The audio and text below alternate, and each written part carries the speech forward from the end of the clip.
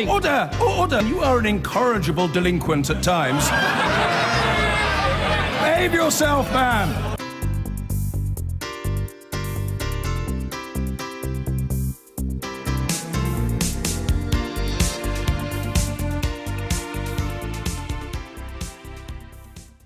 Ever since the Grenfell Tower disaster last week, there's been one question uppermost on our minds. How many other tower blocks are at risk? Around 600 high-rise buildings across England have cladding, and checks are being carried out on them. Already 7 buildings and 4 local authorities have been found to use flammable cladding. Our home editor, Mark Easton, has been to Camden in London, where the council has decided to remove the cladding.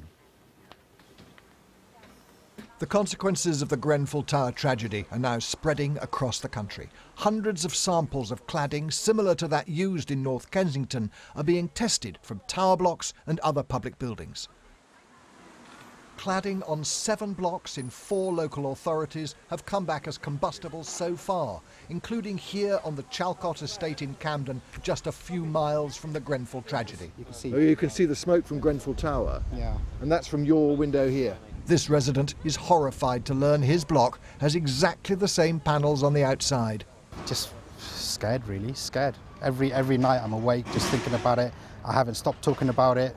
None of the residents have stopped talking about it since that day. These tower blocks are different to Grenfell in that they have non-combustible mineral fibre insulation behind the cladding.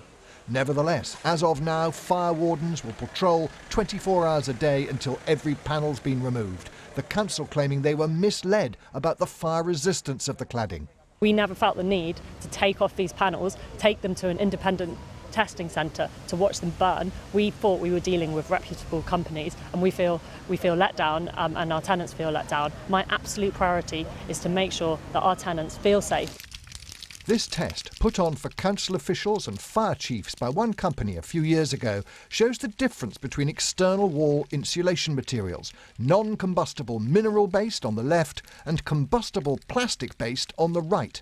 It's illegal in some countries to use combustible cladding and insulation in tower blocks, but not here. Combustible cladding is not actually banned. Government building regulations permit its use in certain circumstances, even on tower blocks like this one. It's used on hundreds of public buildings all over the country. So one question must be, are the regulations good enough? None of us want to see a circumstance like this happen again. As the government confirmed that panels from 600 high-rise buildings are being tested for combustibility, the Prime Minister was repeatedly asked about their legality. Was cladding of the type used in Grenfell Tower compliant with the fire safety and building regulations applicable at the time when the refurbishment was undertaken, yes or no? They are testing the cladding on the building, and they expect to make the results of this public in the next, I think, in the next 48 hours. Yvette Cooper. The cladding on the tower is a standard product that is available for sale. I don't understand why the Prime Minister can't tell us whether that product is compliant with building regulations for a tower that is this high. Remember that there is a criminal investigation taking place in relation to this matter. The testing, the testing of the cladding, the testing of the materials used is being undertaken, and a statement will be made by the police and the fire service within the next 48 hours. It's not...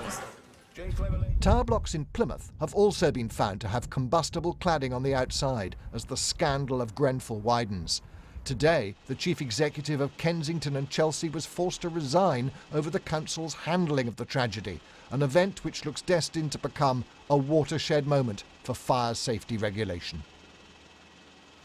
And Mark is with me now. Mark, if I were watching your report and I lived in a tower block, I'd be very worried tonight.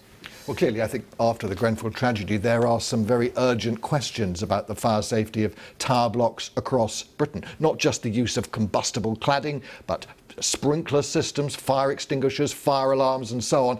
And of course many residents in tower blocks are, as you say, they're going to be really anxious putting the kids to bed tonight. You know, is this safe? I don't think it is a time for panic. We don't yet know what caused the fire in Grenfell. We don't yet know whether any other tower block has the same fire system management as as Grenfell, because actually there are mitigating factors which mean you can use combustible cladding, but you've got other measures in there which mean that the building is safe as it needs to be. But this is a moving scenario. We've already seen councillors saying we're not going to wait for any public inquiry, we're going to put in sprinkler systems, we're going to take down the cladding, and I think we are seeing already the beginnings of a nationwide review into what we think are acceptable safety standards in our high-rise towers.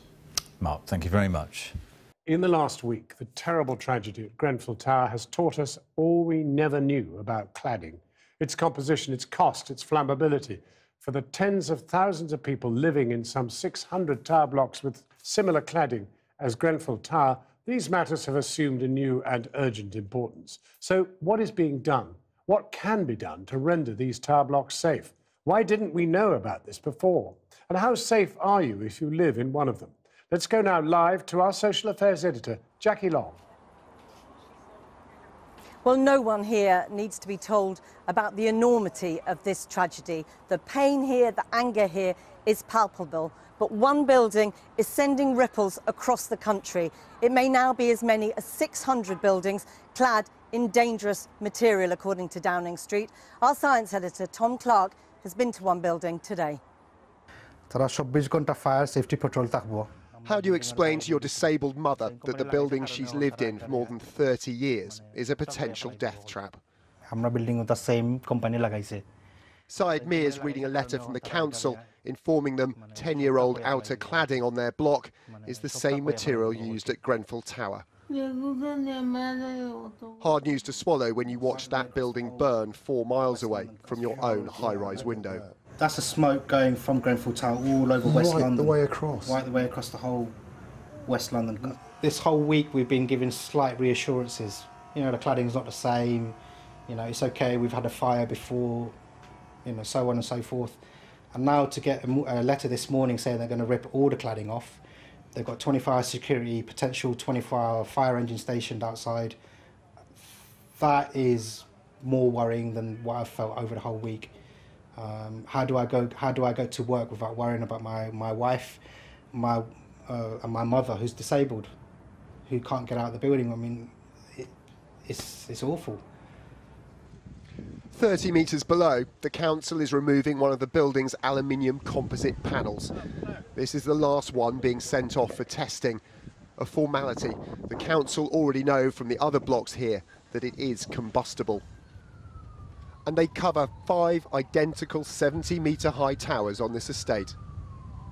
So now that panel's been removed, you can see these cladding systems are made of 2 discrete components. The outer waterproof layer, and beneath that, a thick layer of insulation. Now, fortunately for these 5 Camden high-rises, it turns out the insulation is of a completely non-combustible variety, so it can stay. But the council's made the decision to remove all of those potentially flammable outer panels from all of these buildings. With 600 tower blocks in England cladded in some way, tens of thousands of residents are waiting to find out if they're potentially at risk. A government-sponsored testing programme has so far confirmed combustible cladding on 7 high-rises in 4 boroughs. There was an emergency statement in the Commons. Mr. Speaker, shortly before I came to the chamber, I was informed that a number of these tests have come back as combustible. The relevant local authorities and local fire services have been informed, and as I speak, they are taking all possible steps to ensure buildings are safe and to inform affected residents.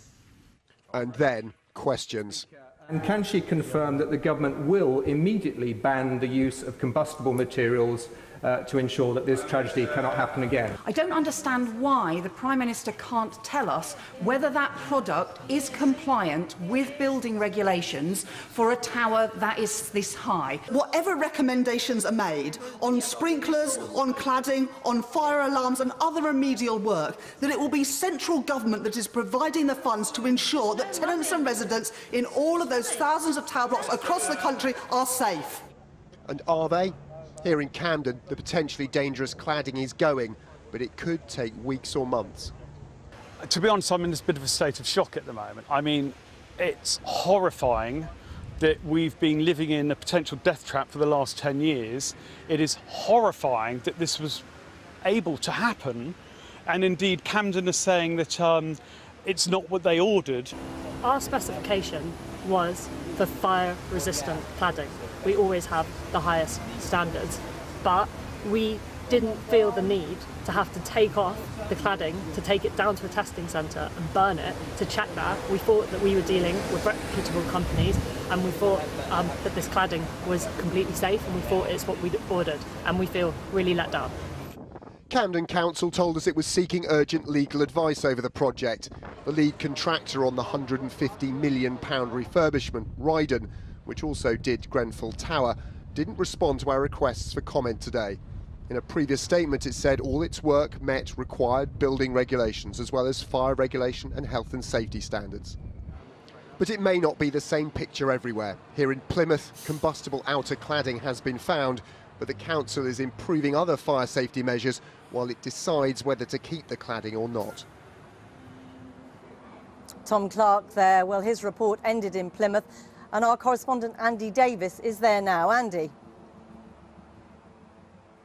Jackie, there's been a huge amount of activity here today. There are 3 tower blocks on this estate, the one behind me here, and you'll see the 2 others here. And in 2000, they were refit with external cladding and insulation, and within the guidelines for that period, apparently. But there have been tests today which have shown that although the insulation was of the highest fire standard, the outer cladding, the mix of aluminium and polyethylene, which we've seen in Tom's report just now, is deemed combustible.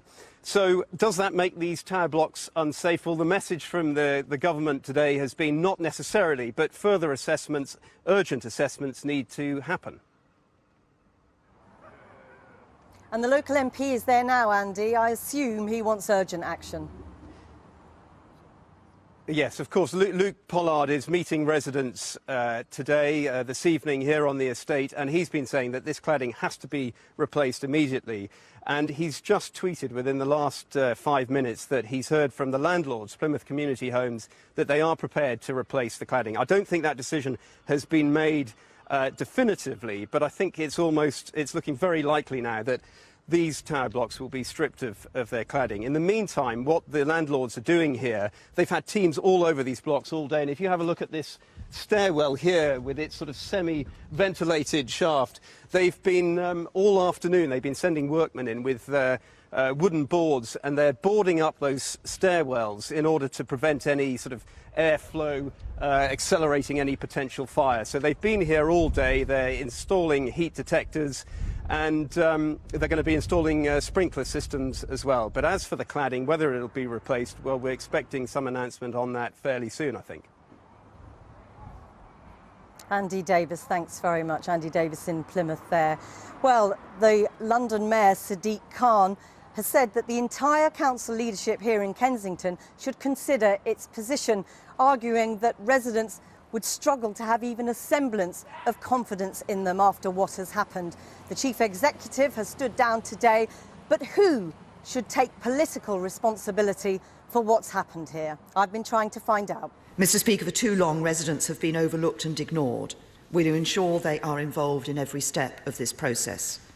No stone will be left unturned in this inquiry, and for any guilty parties there will be nowhere to hide. Promising change today. Theresa May, once accused of hiding herself, she braved protesters last night on a visit to families of the Grenfell Tower disaster. And in the House of Commons this morning, a critical acknowledgement that the fire is a symbol of a wider problem in Britain. For too long in our country, under governments of both colours, we simply haven't given enough attention to social housing. And that is something the family and friends who lost people don't need to be told. You feel like some people are second-class citizens. That's how we feel. So, more than a week after this devastating fire, and a response described even by the Prime Minister as inadequate, a resignation. The chief executive here, Nicholas Holgate, has stood down, albeit reluctantly. But it leaves many questions for a council which held more than £270 million in reserve. Could it, should it have spent more to keep Grenfell Tower safe? Linda Wade is a Liberal Democrat councillor, one of only 2 on the Conservative-dominated council. She says there's chronic underfunding of social housing and claims it was hard to get residents' voices heard. When residents tell us, and have told us consistently over the last few terrible days, that they're treated as second-class citizens, you as a councillor are saying they're right. Absolutely. Labour councillors were consistent on their bringing those views to the chamber or through petitions or whatever. So Labour did and we did as a group. But you'd look round at the chamber and you'd just see kind of people thinking, oh, it's them talking again. So just answer me this. There will be people watching who say, why couldn't you do more? They're in such a dominance in the chamber that it is not, it becomes more like sometimes an Oxford debating society rather than actually talking about things that actually matter. I like my Conservative fellow councillors, they're nice, but they're evidently looking at the world from a different perspective. And you believe they are disconnected? I believe the majority of them are disconnected. Do you feel in any way responsible as a councillor? I think as the council we are responsible.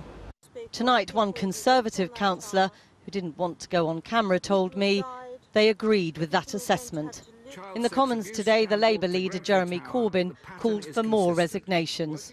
The Prime Minister said it is right that the CEO of Kensington and Chelsea Council has now resigned.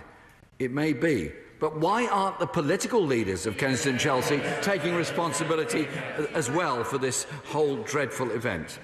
So who are the people at the top of Kensington and Chelsea Borough Council? Nicholas Holgate was until today chief executive, an unelected official in charge of the day-to-day running of the council. Nick Paget-Brown, an elected Conservative councillor, has been leader since May 2013.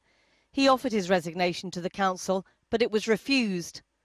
Rock Fielding Mellon is deputy leader and, according to the council website, the person with specific responsibility for promoting better housing for borough residents. We've been trying to speak to him for the last few days. A spokesman for the council said it was so focused on the relief effort, the leader and his deputy were unable to do interviews. They said council workers have been working around the clock to help rehouse residents and help families in whatever way they can. Jackie on there. And tonight the council told us in a statement, the Grenfell Tower fire has been a catastrophe. We are so sorry for all the victims, their families, friends and the other residents.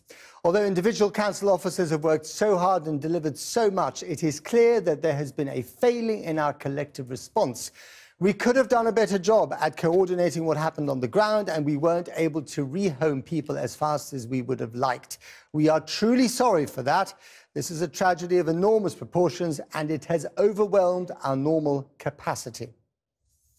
People rightly have many questions about this tragedy, and they will be answered. Lessons will be learned from the Grenfell Tower fire, and the government has launched a full public inquiry. We will cooperate in full with this and all other investigations. The words of the council there. John. Well, I'm joined now by the Conservative MP Chris Philp and the Shadow Housing Minister Andy Slaughter, and I want to ask you both the same question. Are you and your people who have been in politics some time, whether you are looking back now on recent years and just wondering what's gone wrong and where you perhaps failed in trying to pick up on it? I'll start with you, Andy Slaughter. I think this is an extraordinary situation. I thought that the 6 a.m. in the morning when this terrible event happened, I woke up and I thought, not only is this horrific what's happening to people, not just the death, but the way that it happened, but it would have huge ramifications, and I think it is going to have huge ramifications across the country, and we're only just scratching the surface. But do you think you voted for legislation at any point which you think, frankly, you shouldn't have voted for? I just don't know. I think we have to have the fullest and most transparent examination of that. What I do think is that we're talking about, we were talking about in your reports, and I'm glad you're paying attention to it, cladding and the type of cladding.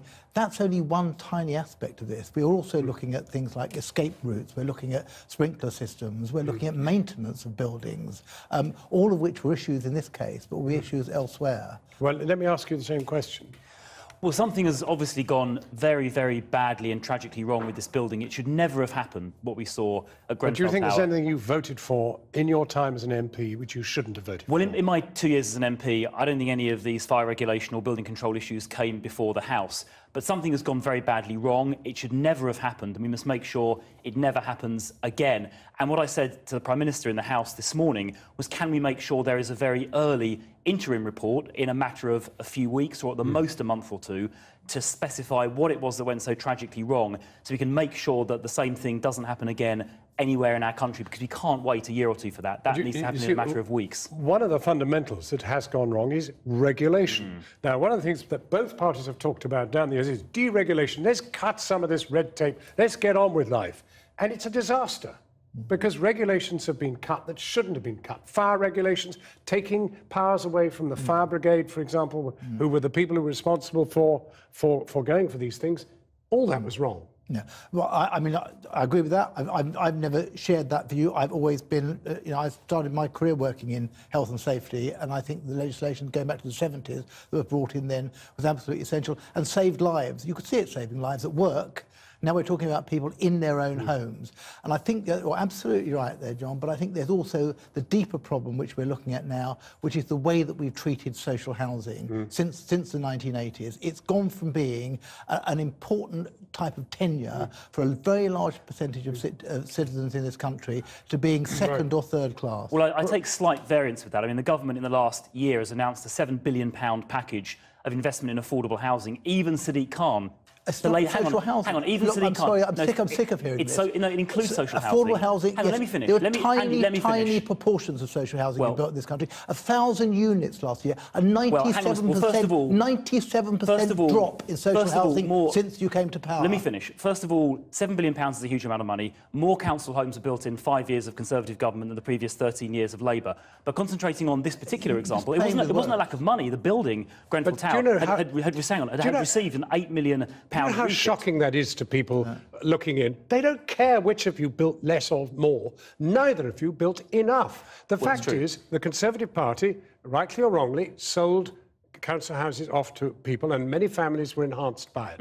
But they didn't build any new ones to replace them. They never got the stock back up to what was there. Well, we do need to build more affordable housing and more social housing. That is absolutely true. And that's why this large amount of money was put into it just a year ago. So that is a fair point. But in the Grenfell Tower example, I mean, £9 million was spent on that building, but they didn't spend the £5,000 extra to make the cladding flame-proof, or the £200,000 to install sprinklers. Those are relatively small amounts of money. It wasn't a question of money, it was a question of fatal design. Well, now I do want to ask you about money, because this is going to take an enormous amount of money. You talked about $9 billion. I mean, this is going to take billions to get the housing stock right in this country. Where's it going to come from? We're bankrupt. Well, I would hope, and I really sincerely hope that this issue doesn't drop off the front pages in the next few months, because this is a fundamental crisis in the way we organise housing in this country. And yes, some blame has to be shared across parties, because it hasn't been an important part of the public sector like education and health has been. But there is a big difference between Labour councils and Labour governments which have strived to build that. We don't no, I'm sorry, John, but in my borough in Hammersmith, we have actually had whole estates sold off for private development. It's not just neglect, it's been a willful act for the decline of social housing in this country. I would put one last thing to you. There are 68 Tory MPs who have interests in property development and property generally, including yourself, because you're interested in funding development. I mean, the time has come, surely, to say, I'm sorry, our primary obligation is to our people. Well, of course it is. And the Prime Minister said today that our top priority is rehousing those people, is making sure the high-rise blocks are safe. There are 600 high-rise blocks with some form of cladding system, all of which need to be checked in the next few days. We're going to be checking about 100 a day. Right, we know that. I've already reported that. That's right. But I'm going to have to pause if any there of them are because... unsafe, we need to rehouse the people in them. Well, thank you both very warmly for coming in. We've got a lot of work to do. The government confirmed this evening that the number of high-rise blocks of flats found to have combustible cladding, similar to that used on Grenfell Tower, has risen to 11 across 8 local authorities. But tonight, concerns about safety are extending beyond the housing sector into a leading hotel chain. Premier Inn has told Newsnight that it is extremely concerned about the cladding on 3 of its high-rise hotels After an urgent review, the company has advised this programme that the developers responsible for the construction of hotels in Maidenhead, Brentford and Tottenham had installed cladding that Premier Inn says does not appear to comply with recognised government guidance. Chris Cook has the story. The Grenfell Tower still casts its shadow over Britain. Today, the government revealed that the external cladding on 600 buildings is now being investigated. The House should, of course, be careful on speculating what caused this fire. But as a precaution, the government has arranged to test cladding in all relevant tower blocks. Mr. Speaker, shortly before I came to the chamber, I was informed that a number of these tests have come back as combustible. The relevant local authorities and local fire services have been informed, and as I speak, they are taking all possible steps to ensure buildings are safe and to inform affected residents. Cladding was a key issue at Grenfell. The building's outer skin was an aluminium composite material. That's quite common. You rainproof the building with thin sheets of aluminium bound around a core of some kind.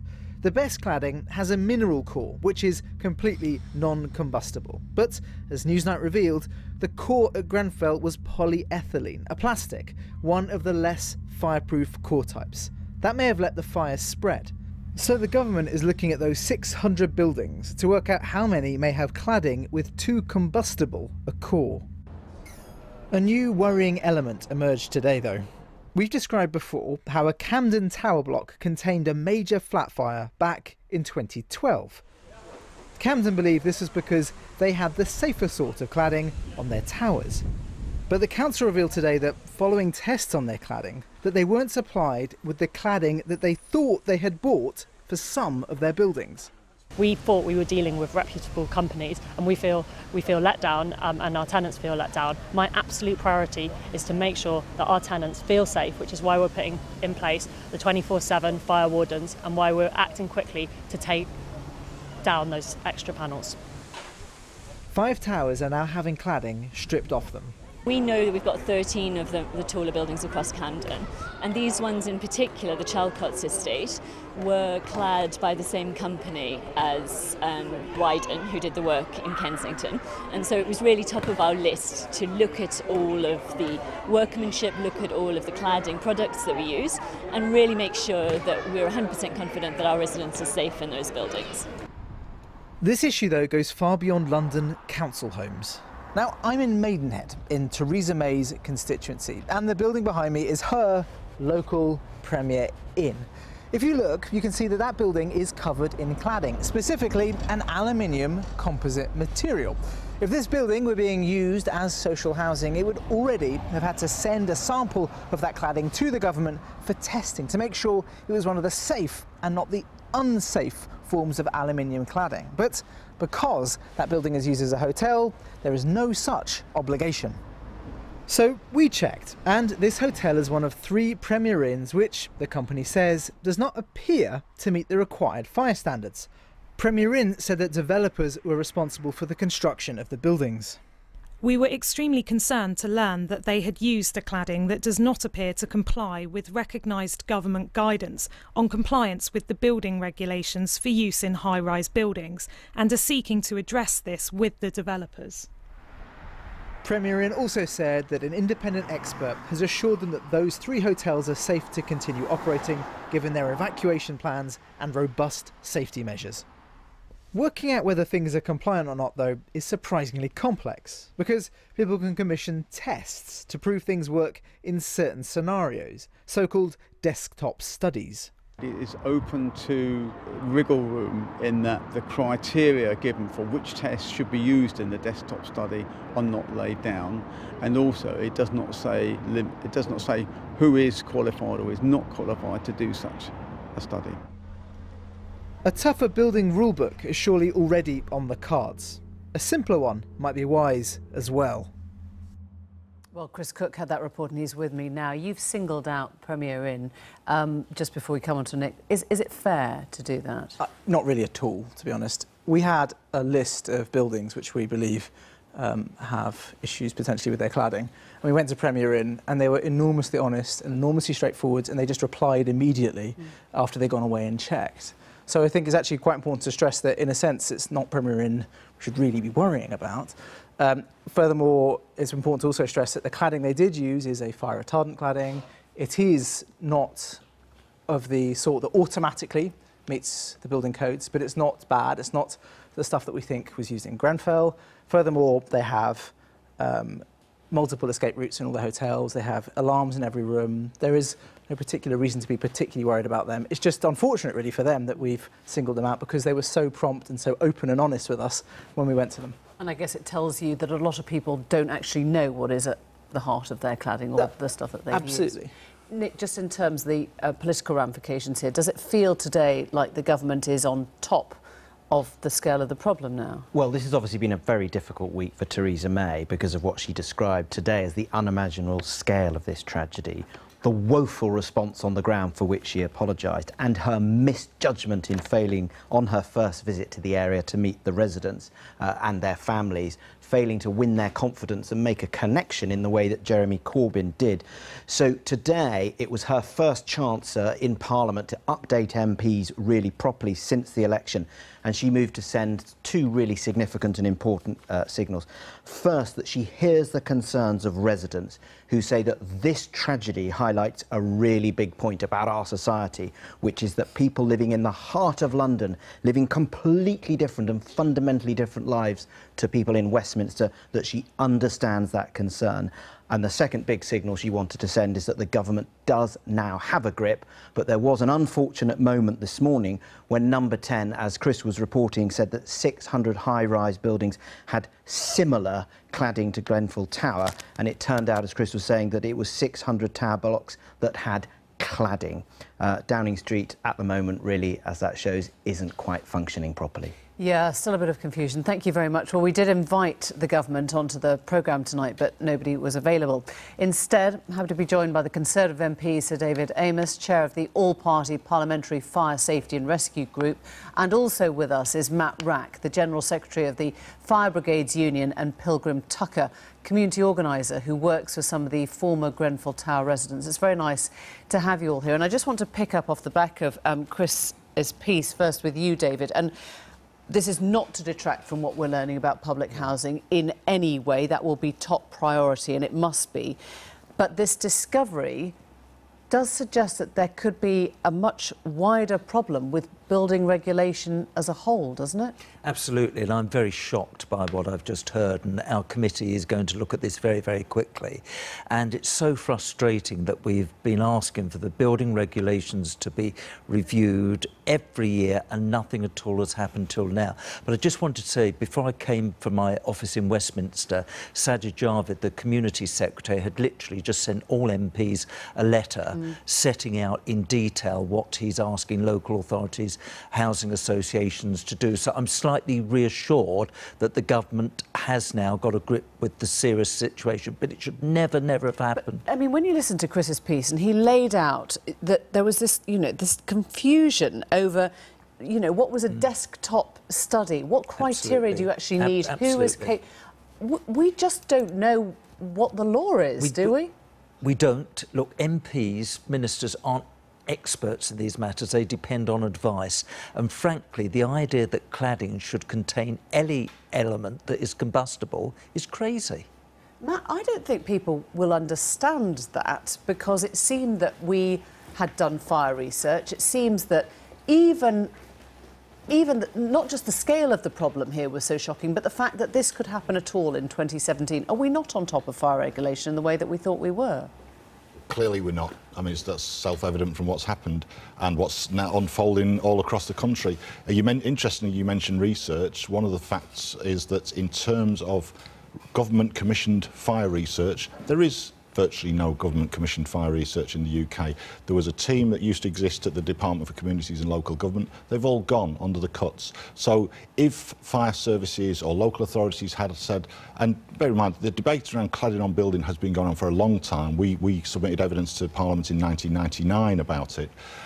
If fire services identified this, or local authorities, and said, let's commission some research, actually there's no one to go to, because every time you raise the issue, and David found this from different angles, you run into obstacles of what you're doing is you're placing obstacles in the way of development, you're placing burdens of red tape and so on, and that's the endless mantra that anyone, we come from slightly different angles on this, but anyone who's raised issues about fire safety runs into that brick wall. And that's the irony, isn't it, Pilgrim? We talked on that first night of the fire, and the people who did know and did have real worries were those with voices that weren't being heard. That weren't being heard, no.